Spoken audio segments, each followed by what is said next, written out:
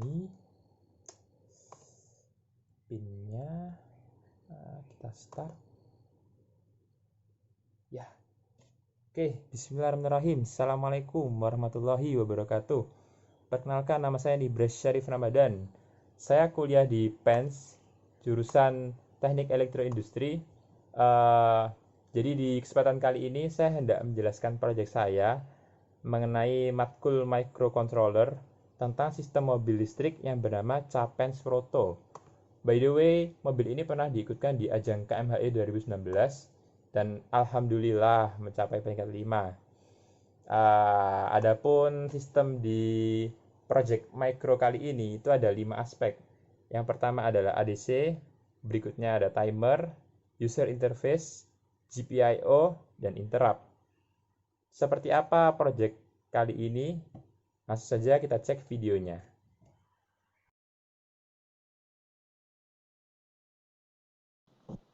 Bismillahirrahmanirrahim. Assalamualaikum warahmatullahi wabarakatuh. Perkenalkan, nama saya Nibras Syarif Ramadan dari NRP 47 kelas 2 D4 Lin B. Di sini saya hendak mempresentasikan proyek saya, yakni bernama Capens Prototype. Yakni adalah sebuah konsep electric car menggunakan motor DC. Langsung saja menuju plan layoutnya. Oh ya, sebelumnya mobil ini pernah digunakan oleh kampus kita, kampus PENS, untuk mengikuti lomba KMHE. Jadi KMHE itu adalah mobil yang berisi, ini adalah prototipe ya, mobil kategori prototipe itu berisi 1 orang. Seperti ini mobilnya ya. Kalau di punyanya Capens Prototype tuh, yang dimana saya kebetulan juga merupakan anggota timnya, ini menggunakan motor BLDC. Nah, di sini saya hendak mengangkat sistemnya tapi menggunakan motor DC. Seperti itu. Oke. Nah, ini bisa dilihat di plan layout-nya. Ini ada supply baterai untuk mensuplai motor dan mensuplai MCU. Tapi untuk masuk MCU, ini baterainya kan 12 volt ya. Karena 12 volt, maka dia harus masuk DC to DC sehingga menjadi 5 volt. Sehingga dari 5 volt ini dia bisa mensuplai MCU. Dari MCU ini digunakan untuk membaca ADC dari throttle. Yakni ini berupa kayak gas listrik gitu, kayak gasnya sepeda motor tapi menggunakan prinsip elektrik. Dan juga untuk outputnya klakson mobil. Karena di KMHE itu modelnya kayak sirkuit, dan yang dilombakan itu adalah efisiensi bukan kecepatan. Namun dalam sirkuit itu bisa terjadi salip menyalip antar mobil, sehingga dibutuhkan klakson agar ketika hendak menyalip tidak terjadi kecelakaan. Seperti itu. Oke, kita lanjut lagi. Baik, di user requirement ini saya jelaskan secara sekilas. Jadi ketika kita menaik turunkan throttle, maka kecepatan mobil itu bisa naik turun hingga kecepatan maksimalnya itu 51 km per jam, itu tanpa beban, tak berbeban, dengan catatan diameter rodanya itu 50 cm dan perbandingan gearnya 12 di gear motor banding 120 di gear roda belakang. Nah, seperti itu. Dan kecepatan ini dapat ditampilkan di layar LCD. LCD ini membaca kecepatan putaran yang ada pada motor, bukan pada putaran roda. Sehingga yaitu diameter roda dan perbandingan gearnya harus sesuai dengan ketentuan ini. Jika tidak, maka kemungkinan yang terbaca di LCD dengan realita itu bisa berbeda kecepatannya. Seperti itu. Nah, oke. Masuk ke I/O table-nya. Kurang lebih ini sama seperti umumnya. Saya menggunakan sensor rotary encoder untuk inputnya.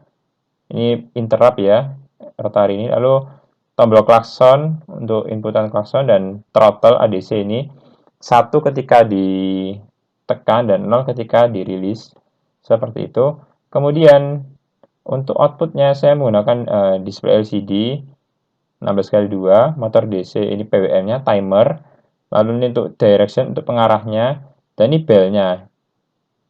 Nah, untuk bel ini ada perbedaan karena di output bel ini saya menggunakan input dari luar sehingga saya harus menggunakan logic 0 ketika hendak menyalakan, karena di dalam MCU itu di dalam mikronya saya ground kan, dan ketika satu berarti dia tidak di ground kan, dia open seperti itu, dan itu akan mematikan kelasan tersebut.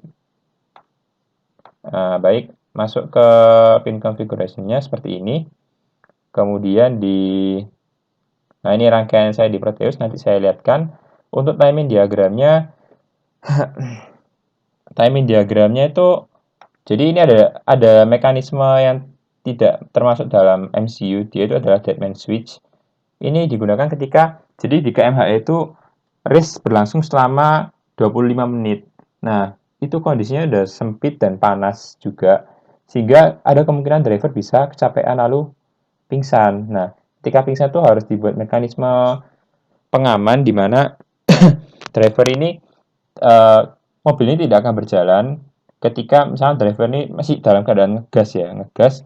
Nah, tapi dia pingsan. Nah, itu deadman switch ini dibuat ketika deadman switch tidak ditekan, maka throttle ini tidak akan ada, sehingga PWM ini tidak akan muncul gitu. Sedangkan tombol dan klakson ini terpisah dari deadman switch ya. Soalnya itu tidak berpengaruh dalam mekanisme penyetiran. Baik, ini flowchart saya. Ringkas saja. Source code. Lalu ya ini kelebihan dan kekurangannya. Kekurangannya itu saya kurang karena ini saya tidak ada pendeteksi tegangan, persentase baterai gitu loh. Seandainya ada, ini akan sangat bermanfaat, sehingga jika kita tahu baterainya ini mau habis itu, maka dapat dicas dulu sebelum turun ke sirkuit. Seperti itu. Langsung masuk ke keylnya.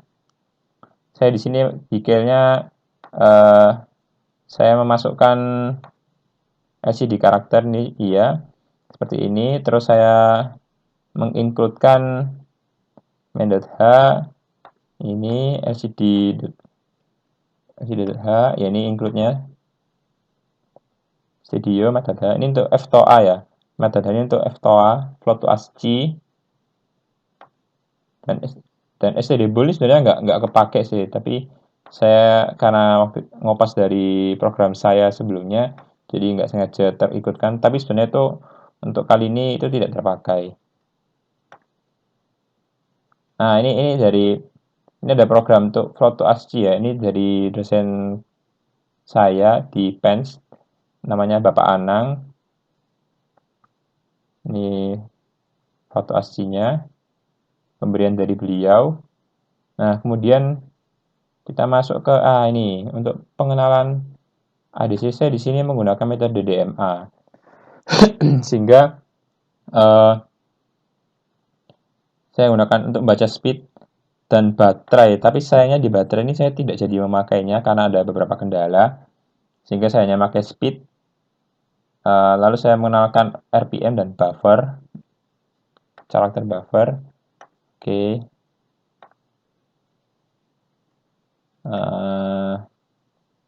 Ya, ini dia LCD init-nya, jangan lupa. Kemudian ini juga untuk mengaktifkan timernya, pakai timer 2 channel 3. Lalu ini adalah di PWM-nya saya matikan dulu untuk kondisi awal dalam keadaan reset. Kemudian DMA saya aktifkan. Ini 2 karena saya waktu itu berharap bisa pakai untuk sensor baterai, tapi nyata ada kendala. Kemudian ini juga di timer, ini untuk PWM, timer PWM. Dan ini program saya.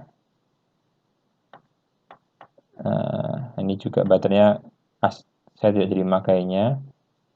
Ini speednya saya bagi 42 karena speed yang terbaca itu kan 4096 ya kalau dipakai ADC. Saya bagi 42 ini, jadi tadi ARR-nya tuh di cube-nya saya lupa menjelaskan.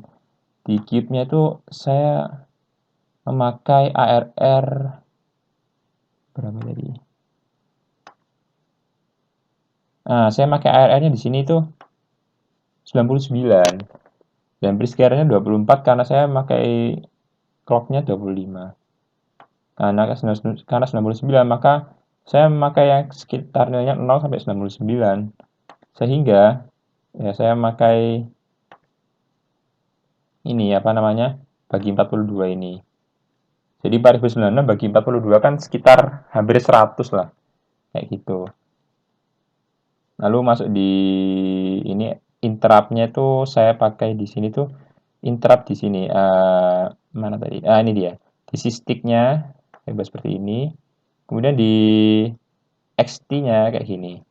Nanti dia tuh di stick-nya ini RPM-nya akan kembali ke sini kan, terbaca di sini. Sehingga RPM-nya terbaca nanti. Seperti itu. Ke program di Proteus-nya. Nah, ini Proteus-nya. Sudah kita masukkan program tadi. Kita play dulu. Bismillah, semoga lancar.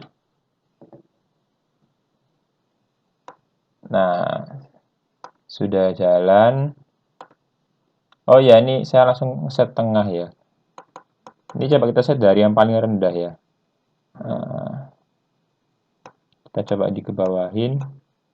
Nah, ini kita mulai dari yang paling bawah. Jadi aslinya di kondisi awal itu kan gas itu kan throttle itu kan kayak gasnya motor ya. Dia ya kembali ke semula, nanti kalau ditekan pas dilepas dia kembali lagi seperti semula. Ini bukan pakai prinsipnya kayak potensio gitu, tapi dia kayak motor. Nah, waktu kondisi awal tuh PW-nya belum terdeteksi. Terus nilai yang itu masih 4. Ini saya kurang tahu penyebabnya kok ada muncul angka 4 ini. Sepertinya di layar LCD-nya ini yang agak bermasalah. Nah, ini pertama motornya diam. Terus kita naikkan kecepatannya. Kita gas ini kita tekan ya. Kita naikkan. Nah, sudah mulai terbaca PWM-nya, sudah mulai terlihat kecil. Dan angka ADC-nya naik ke 1200. Coba saya naikkan sampai setengah. Nah, ini sudah 2047. Kecepatannya nih PWM-nya udah seperti ini ya, PWM-nya. Dan kecepatannya juga naik. Nah, ini naik terus, naik.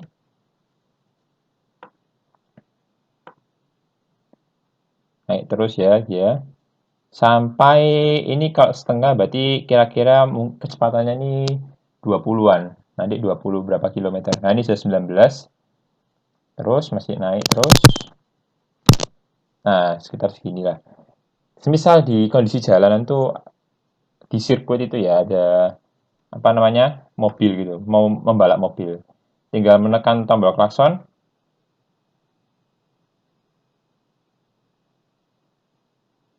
Nah, ini klaksonnya menyala. Agak delay soalnya agak lambat. Aslinya ini nggak ada delaynya. Ini karena agak lemot aja ya. Nah, ini nyala. Jadi, tin gitu kan. Nyala, terus kita lepas klaksonnya, ya klaksonnya juga mati. Oke, ini sudah sampai 23 ya. Saya coba naikkan kecepatannya sampai maksimal. Dia ini akan naik terus sih sebenarnya, sampai mungkin 24 atau 25. Karena kecepatan maksimalnya itu saya sebutkan di PBL itu sampai 51. Dengan kondisi tak berbeban. Saya naikkan pelan-pelan. Nah, PWM-nya ada perubahan. Di bagian height-nya dia lebih panjang durasinya. Nah, oke, sekarang ini sudah mencapai maksimum. Ini sudah 4091. Karena tadi asnya ini kan 4096. Ini saya uh, agak bingung juga kenapa nggak sampai 4096. Nah, 4096 kalau dibagi 42, dia kan nilainya sekitar 90-an. Sehingga PWM-nya tuh, ARR-nya tuh 90-an per 100. Hampir maksimum, tapi tidak saya buat mentok 100. Nah, ini kecepatannya naik terus, sampai di maksimumnya 51. Kita tunggu.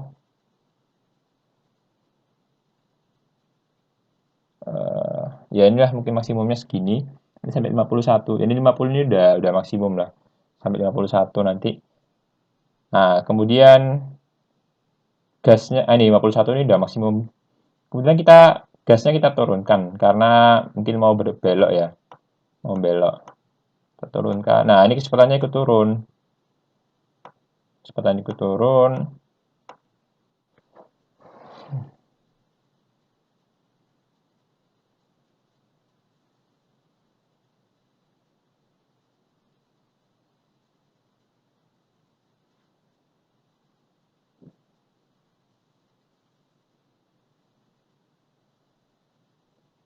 Oke, nih turunkan kecepatannya.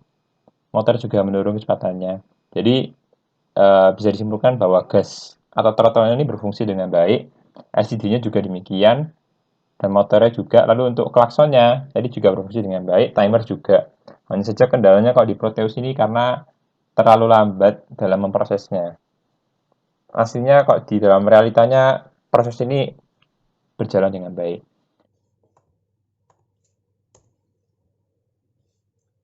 Oke, mungkin itu dulu video dari saya. Jika kalian merasa terbantu dan suka dengan video ini, silahkan di like dan sampaikan apresiasi kalian di kolom komentar. Dan jika mungkin kalian tidak suka dan ada pertanyaan, maka sampaikan kritik dan pertanyaan kalian di kolom komentar juga. Insya Allah saya akan membantu untuk menjawabnya. Mungkin itu dulu dari saya. Kurang lebihnya mohon maaf. Wassalamualaikum warahmatullahi wabarakatuh.